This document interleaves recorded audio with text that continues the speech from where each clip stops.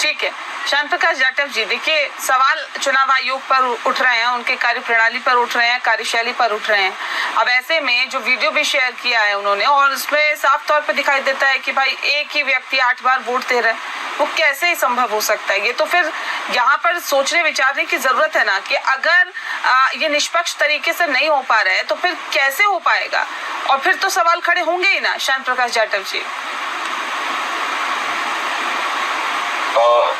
चुनाव में हमारी दिक्कता बतौर राजनीतिक होने के कारण से वर्षों से है, और मैं व्यक्तिगत तौर पर मैंने खुद देखा है कि कोई इंसान जो आज यहाँ रह रहा है, कल को वो शिफ्ट होकर के दूसरी जगह चला जाता, वो वहाँ से भी वोट बनवा देता है, फिर वहाँ से तीसरी जगह चला जाता, वहाँ भी वोट बनवा देता है। और ऐसा खाली जिला स्तर पर नहीं, प्रदेश स्तर पर भी देखा गया।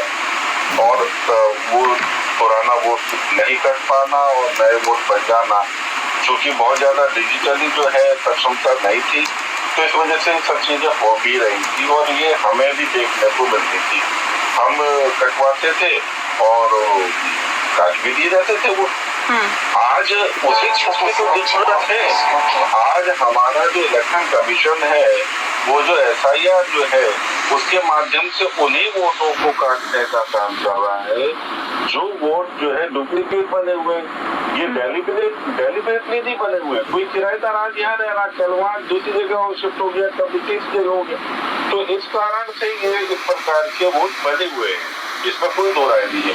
अब चूंकि 2003 के बाद में अब ये SIR की जो है ना प्रक्रिया होने जा रही है, तो मैं समझता हूँ कि इस पर राजनीति करने की आवश्यकता बिल्कुल नहीं है, बल्कि पूरी तरीके से जो हमारे BLA हैं वो चिंता करें। अभी बिहार में जिस तरीके से सूचियां जो है ना SIR हुई है, तो उसमें 1.5 लाख से ज्यादा BLA जो है वो हमारे तीनों सभी पार्टियों के हैं।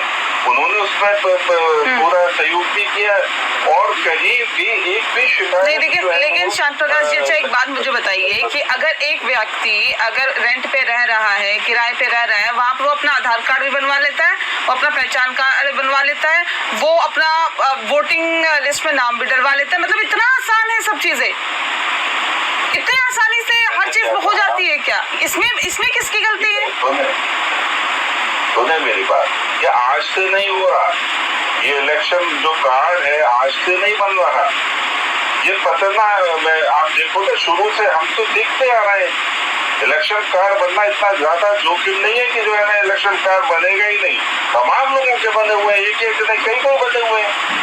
और ये उस वक्त मैंने कहा कि इतना बेहतरीन डिजिटल प्रोग्राम नहीं थे, इस वजह से लोग बना लेते थे। नहीं, देखिए आज से नहीं बन रहा, इस बात से इत्तेफाक रखती हूँ, आज से नहीं बन रहा सर, लेकिन आज भी बन रहा है, इस बात को समझना होगा। आज भी बन रहा है सर, आज भी बन रहा है, आज से नहीं बन रहा ये हम मानते हैं, लेकिन आज भी बन रहा है। मैं वही बात कह रहा हूँ कि अगर आज जो अभी देखो, अभी बिहार में हुआ ना, बिहार में कितने 65 लाख के करीब वोट काटे गए हैं, क्योंकि वो सारे वेरीफाई हो गए। और ये वेरिफिकेशन हर एक चुनाव से पहले होना चाहिए, और होता भी है, ठीक है, उसमें वोट काटे भी जाते हैं, जोड़े भी जाते हैं। तो आज हमें इलेक्शन कमीशन पर भरोसा करना है, हमारे वो जो उसके जो कर्मचारी हैं उन पर भरोसा करना है। ठीक है, इलेक्शन कमीशन पर भरोसा करना है जगदीश जी, इलेक्शन कमीशन पे भरोसा करना है, लेकिन आप लोग तो कह रहे हैं भरोसा उठ गया। कि देखिए अभी श्याम प्रकाश जाटव जी कह रहे हैं कि चुनाव आयोग पर विश्वास करना होगा, क्यों नहीं कर पा रहे हैं आप लोग चुनाव आयोग पर विश्वास? और दूसरी बात इन्होंने कही कि देखिए SIR क्यों हो रहा है, SIR इसीलिए हो रहा है ताकि एक स्क्रूटनी हो पाए, किसी के क्या 2 पहचान पत्र तो नहीं है, 2 आधार कार्ड तो नहीं है, वोटिंग लिस्ट में 4 बार 5 बार नाम तो नहीं है, 2 बार नाम तो नहीं है, इसीलिए तो ये स्क्रूटनी हो रही है। फिर उसका विरोध क्यों? देखिए ऐसा है, जब नियत साफ हो तो कोई विरोध नहीं करता। हाँ, जब नियत साफ नहीं है, नियत इसलिए साफ नहीं दिखती है कि इलेक्शन कमीशन पे अगर विपक्ष आरोप लगाता है तो भारतीय जनता पार्टी चुनाव आयोग की प्रवक्ता बनकर के आ जाती। सारे के सारे प्रवक्ता भारतीय जनता पार्टी के जैसे जाटव जी हैं, जाटव सारे लोग जो है भारतीय चुनाव आयोग के प्रवक्ता बन जाते हैं। भाई हमें जो भरोसा नहीं है विपक्ष को, तो उसमें क्यों आप सर को लागू कर रहे हैं? समस्या इस बात की है कि लोकतंत्र में क्या विपक्ष का कुछ मतलब नहीं है?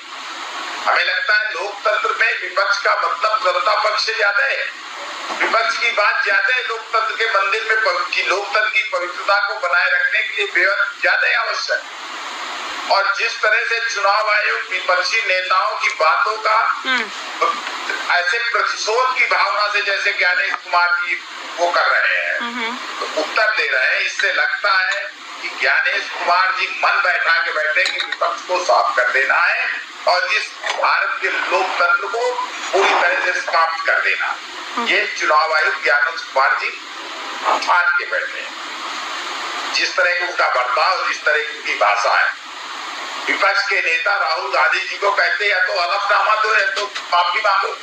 इस तरह की बातें वो कर रहे हैं, इस तरह की बातें उनको शोभा नहीं दे रही। ठीक है, जवाब दीजिए श्याम प्रकाश जी। देखिए, मेरी एक चीज समझ में नहीं आ रही, इलेक्शन कमीशन से आप जिस प्रकार के प्रश्न पूछ रहे हैं, मुझे नहीं लगता कि